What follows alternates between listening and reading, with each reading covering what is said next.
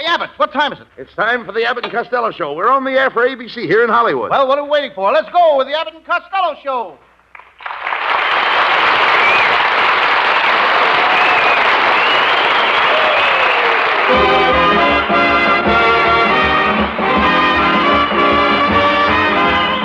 Yes, it's the Abbott and Costello Show, produced and transcribed in Hollywood for your listening and laughing pleasure.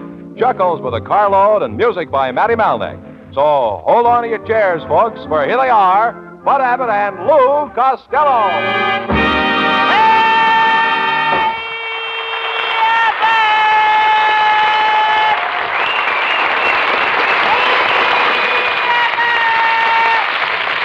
All right. Costello. Costello. All right. Here I am. I know it. I put you there. All right. Why are you so late? Why are you late again? Why am I late again? Yes. Well, I've been helping my Uncle Tom Zizimers in his butcher shop in Baltimore.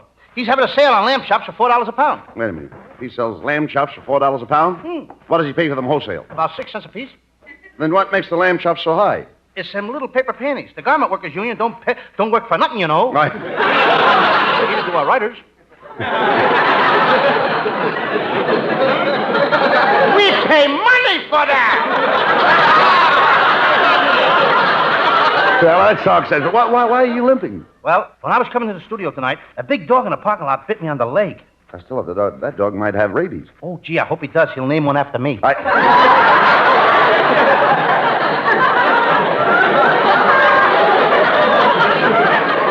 Stop, you dummy. Was there ever anybody in your family that wasn't an idiot, Lou? Oh, sure, my great-grandfather. When George Washington crossed the Delaware, my great-grandfather, Valley Forge Costello, was the first man to jump out of the boat. He was? Yes, but Washington made him get back in the boat and go across anyway.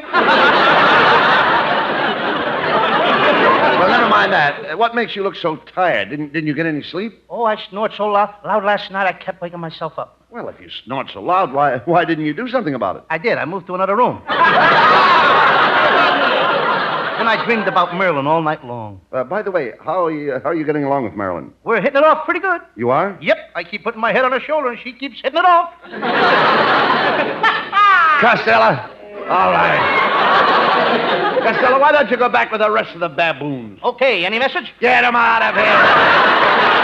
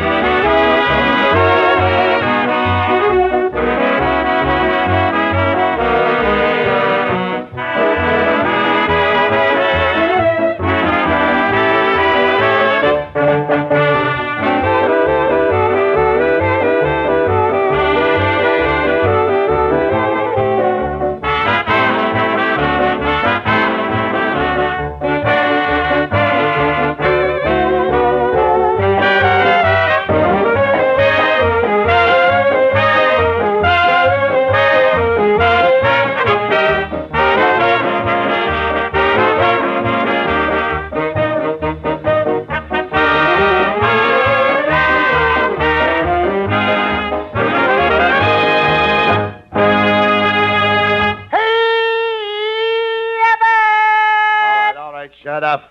What are you yelling about? Boy, are we having trouble. What do you mean? My Uncle Mike and my Aunt May, they bought a houseboat on Lake Arrowhead, and they moved in Monday, and now Aunt May is missing. What happened? Last night she forgot and went down in the cellar for a jar of preserves. Have there been any signs of her at all? Only one clue. This morning her apron came out of the water faucet in Pismo Beach. She didn't have any cellar on the houseboat.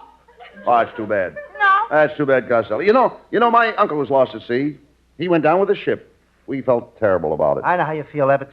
My great-grandfather went down with his schooner. He did? After 3 beers, he couldn't stand on his feet. I'm talking about ships at sea. Have you ever been to sea? Oh, sure. I go to sea every Saturday night. You go to sea every Saturday night? Yeah, they have a burlesque show at the Burbank. I go to sea. I thought so, you coward. You'd be afraid to go out in the ocean in a boat. How dare you call me a coward? I haven't got a cowardly bone in my body. You haven't? No, but there's some flesh I'm not sure of. Your whole family are cowards, Costello. I don't think any of them have ever went to sea. Oh, no. My brother Pat was in the Navy. Him and 5 other sailors were shipwrecked on a desert island. There was only one girl on the island. My brother married her. One night he killed her. He shot her, strangled her, beat her, he poisoned her, and then he threw her in the ocean. But it could have been worse. It could. Yeah, she could have married the wrong guy. Did any of you, the rest of your family, ever go to sea, Lou? My whole family was sailors. My Uncle Tom used to be on a tanker. Where is he now? On a bender. You talk sense. Now, take me. I love the sea. The sea is in my blood, Lou. Sailboats, steamboats, tugboats. They're all in my blood. What, everybody's got boats in their blood? Boats in their blood? Ain't you ever heard of blood vessels? But...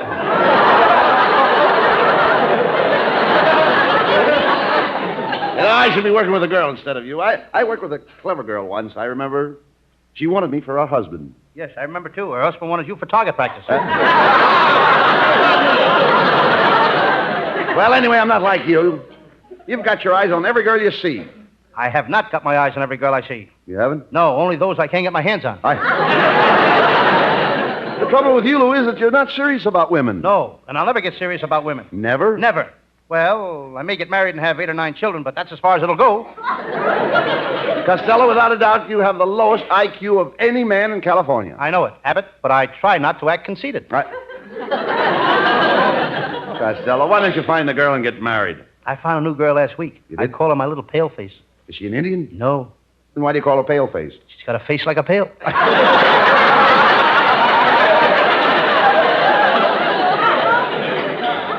Oh, let's talk sense. Well, what is the girl's right name?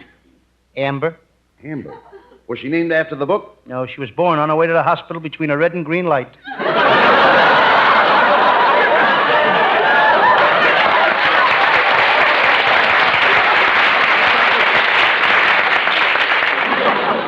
Costello, no wonder you can't get a girl. You're too fat. Why don't you go to a Turkish bath and get some of that weight off? I spent all afternoon in that Turkish bath across from the studio. I put a quarter in a slot and hopped in. That's not a Turkish bath. That's a laundromat.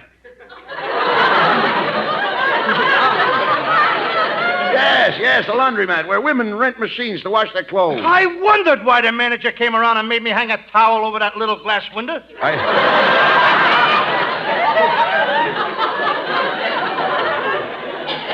You know, I heard someone say, what a bundle. Yeah. You know, you should keep in shape, Lou. Wrap that joke up, can't we? Yeah. Why don't you be like me, get in shape? Get exercise. Years ago, I started planning. I planted things in my backyard, and it's kept me young. What did you plant? Your birth certificate? Costello, you are an idiot. You know absolutely nothing. That is not so. I was one of the smartest boys in my school. When I was in the 5th grade, I set a record. You did? Yes, I was the only kid in the 5th grade that was old enough to vote. Always bragging about your school days. I'm the smart one of this team. You know, I remember when I started in high school. Well, I wasn't like the rest of those 15 and 16-year-old boys. Oh, you were 37.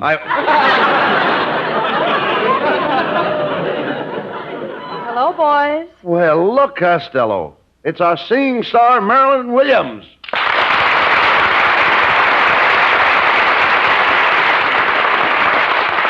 Hey, Marilyn, you're late tonight. Oh, I'm so sorry, old boy. I was home listening to the shortwave radio from England. My favorite British program was on. It's called The Solitary Bovine Attendant and His Horse-Pound Sterling. The solitary bovine attendant and his horse-pound sterling? Yes, that's right. You know, over here it's called The Lone Ranger in Silver. I get it. I listen to one of those programs every day. It's called Strike the Jonathan Receptacle. Strike the Jonathan Receptacle? Yeah, hit the jackpot.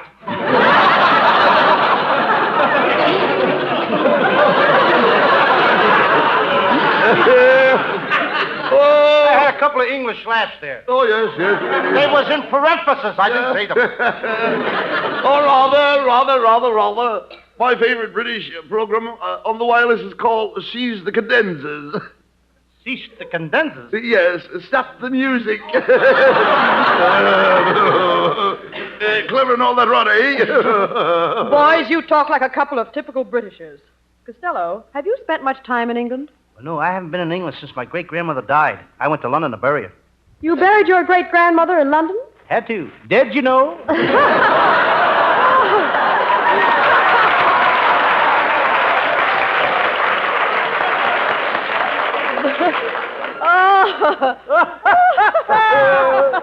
Oh, Costello, you are so clever, Costello. Hey, you're making a big hit with her, Costello, so go ahead and ask her for a date. Okay, go ahead. Marilyn, how about you and I going to a nightclub after the program, eh? What? A nightclub? What's that?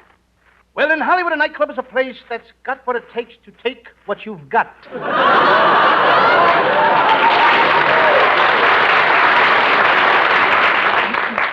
All right. Now, suppose I do go out with you, and when we get home on my front porch, suppose I were to throw my arms around you and hold you real tight, and then start to kiss you like this.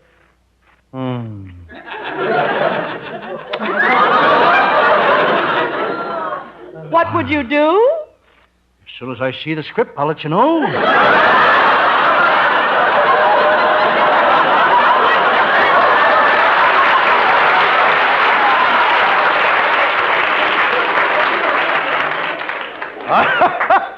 I'd just lay there on a porch until a pull motor squad came.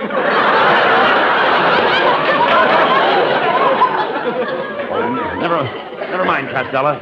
You asked Marilyn to go out with you. Yes, Costello. Why don't you take me out to some swanky place where we can dine and dance? I would, Marilyn. I would, Marilyn, but I couldn't go to a place like that. I haven't got a decent suit to my name. Oh, no, Costello, I can straighten that out. I'll loan you one of my suits. Just a minute. All right. Just a minute. Do you think I'd wear one of your old suits? Do you? Do you think for 1 minute that Lou Costello would wear second-hand clothing on his back? Do you think I'd stoop so low as to clothe myself in one of your castaway suits? Yes. Well, don't stand there, you dope. Help me put it on!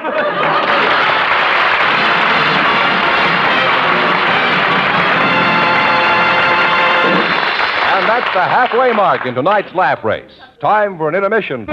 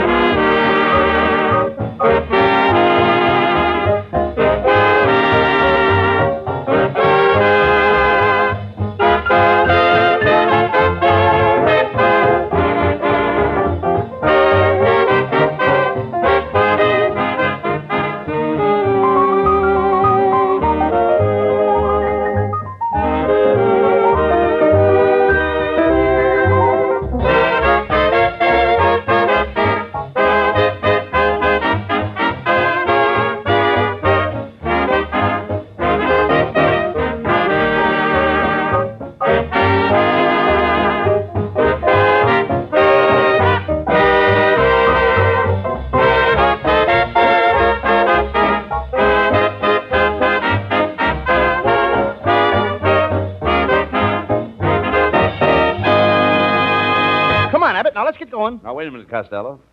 Let's turn on the spotlight. Let's turn it on our singing gal from England. Oh, that's great for us, and it's great for everybody listening. Here she is, folks, Marilyn Williams with Matty Malnick's music. I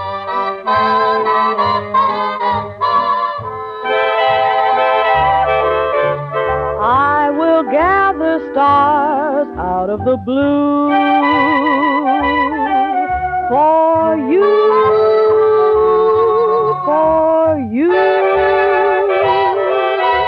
I'll wear a string of pearls made out of dew for you.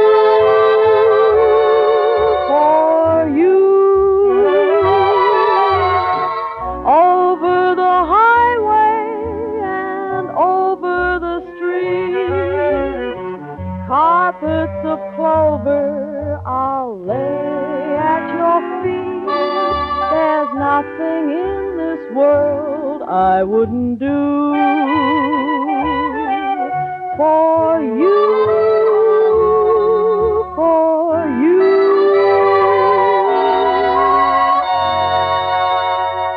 Over the highway and over the street, clover, I'll lay at your feet. There's nothing in this world I wouldn't do for you, dear, just for you.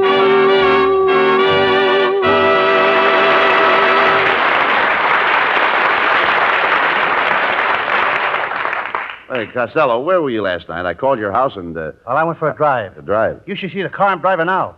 The motor is in the back. The clutch and the brake pedals are on the right-hand side, and the steering wheel is on the back seat. Hey, say, how can I get a car like that? Easy. Just run into a Sunset bus.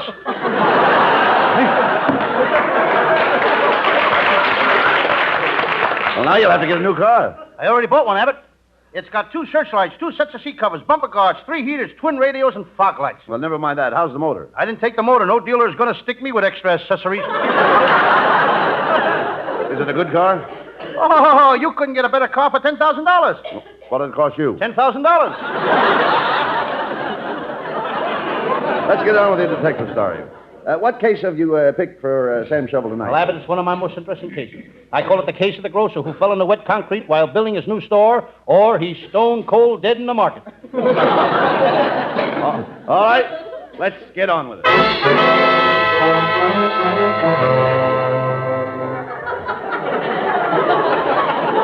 Yes, I'm Sam Shovel, private detective.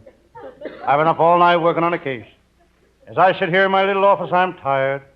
I start to doze.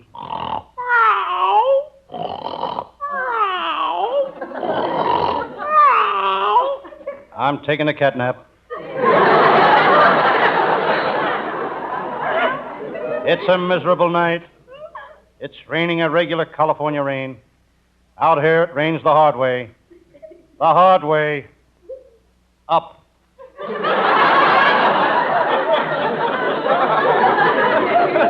Just listen to that rain.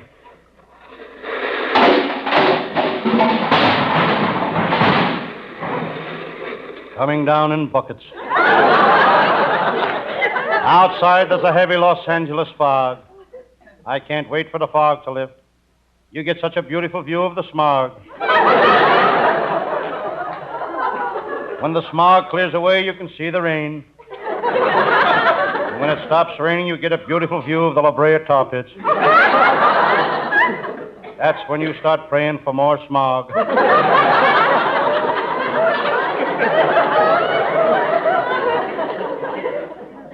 I walk to the window. I can see the mechanics in the garage across the street working on my car.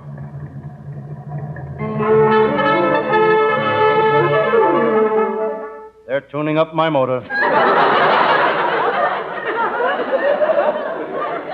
Well, it's time to get back to work. On my desk is a file on one of my famous cases. Willie the burglar. He was a Cracker Jack thief. He died broke. There ain't much money in stealing Cracker Jacks. And there's another case, the case of murderer A.C. McGurk.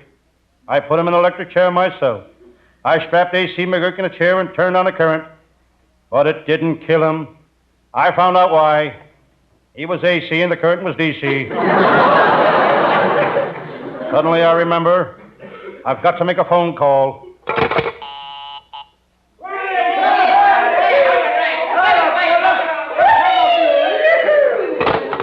I have a party line.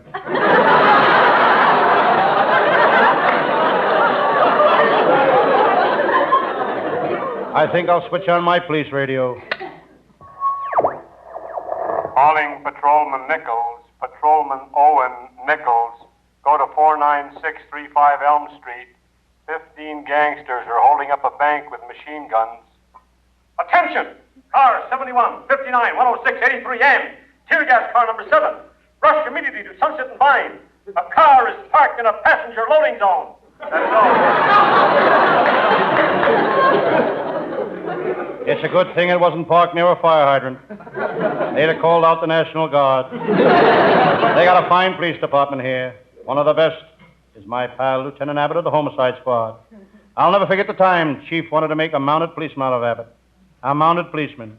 He wanted to stuff him with cotton and hang him over the fireplace. Lieutenant Abbott used to be a hotel house detective. They fired him because he was too noisy. He's got a glass eye, and every time he put up the keyhole, it would rattle. Hello, Sam Shovel. It's my pal, Lieutenant Abbott. Abbott, I haven't seen you for days. Where have you been? On the trail of Verillo gang. That Verillo gang, that tough gang. What a time I had capturing them. I nailed one of them in New Orleans. I nailed another one in Chicago. I nailed another one in Boston. Lieutenant Abbott never carries a gun, just a hammer and nails. Sam Shovel, you've known me for years. You've got to admit one thing. They don't come any tougher than Lieutenant Abbott. I have to admit he was right. Lieutenant Abbott is plenty tough. He's got muscles of steel, an iron fist, and he smokes nickel cigars.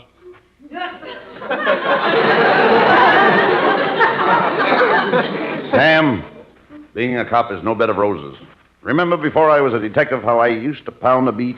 Lieutenant Abbott used to pound the beat the hard way. The hard way.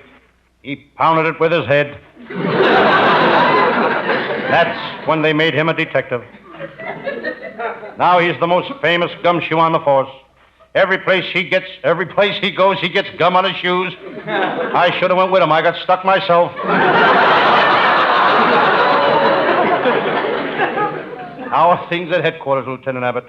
Well, we're having a little trouble, Sam. There's a guy trying to get revenge on the police force. Who is it? The guy that runs the fruit stand on the corner. Every time he passes the station, he swipes a policeman.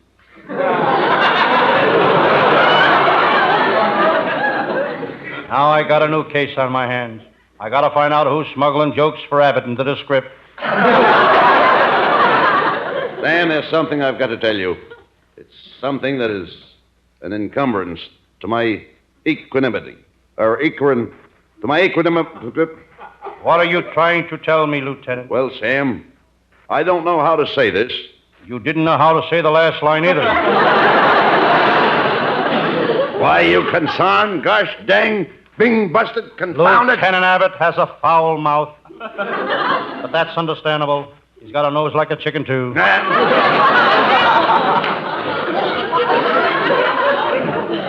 Sam, I'm going to give it to you straight. Your brother's a crook. Your brother is the leader of one of the toughest mobs in this town. Okay, Lieutenant. 10, Jack, King, Queen, Ace. What are you talking about? I'm giving it to you straight. That's the biggest straight you can get. This is serious, Sam. Your brother's a crook.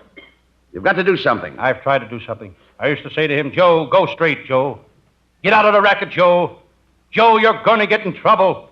But Joe, he wouldn't listen. Why? His name is Pat.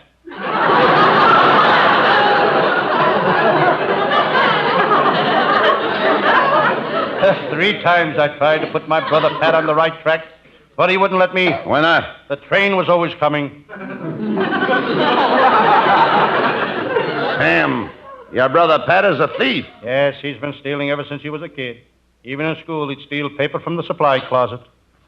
He stole so much paper that when the teacher wanted to give an examination, she had to bring the class over to our house.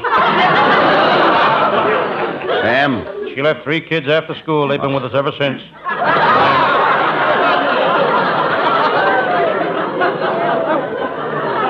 Sam, I know you're a brave man. And you're on the side of the law. Right, Lieutenant. That's why I came here. Sam, I know the headquarters of your brother's mob. I want you to come with me, Sam. You are going to arrest your own brother. Lieutenant, you mean you want me to arrest my own brother? A little sad music, please. I said sad. That's pitiful.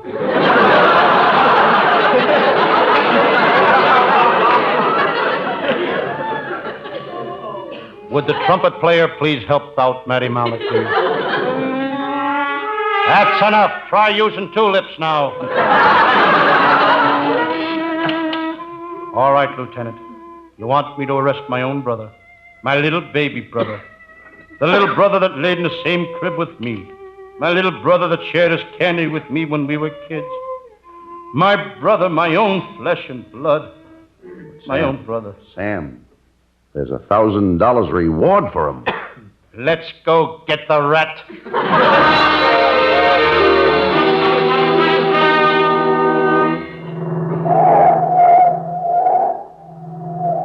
We're almost to your brother's mob hideout. Just a minute, Abbott. What? Sound man has another block to go. Sam, why don't you get inside the car? You'd be more comfortable. I'm okay, Lieutenant. I'm riding on the running board. This car has no running board. Now he tells me. Sam, Shovel, this is the place. We're going in and arrest your brother. When we get inside, identify your brother. Point him out to me. Come on. Lieutenant, that's him over there behind the desk. The one with the ladder sticking out of his head.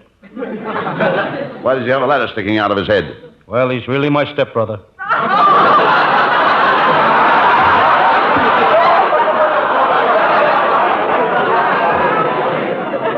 What are you two mugs doing in here?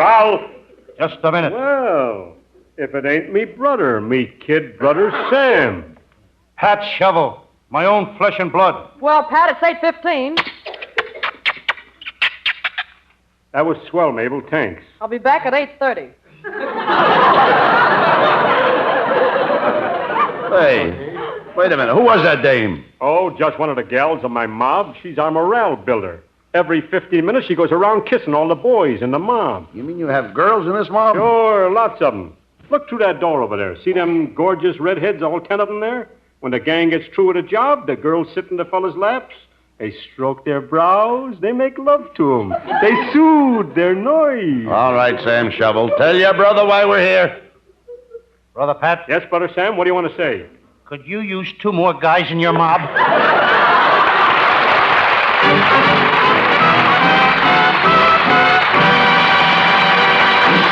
There's a curtain call coming up, folks, but first you'll be interested in hearing this.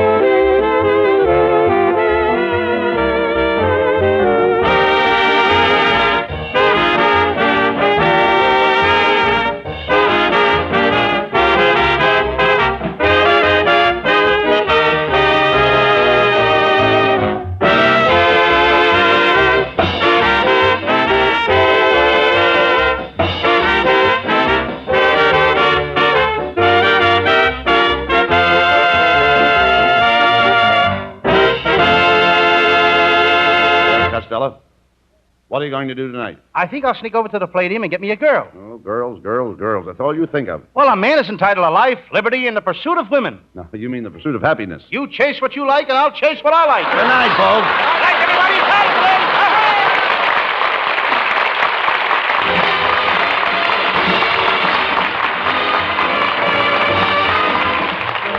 Listen each Thursday night at this time for another great Abbott and Costello show, produced and transcribed in Hollywood by Charles Vanda, and featuring Marilyn Williams and Matty Malnick and his orchestra. Be sure to stay tuned for the outstanding entertainment which follows throughout the evening on this ABC station.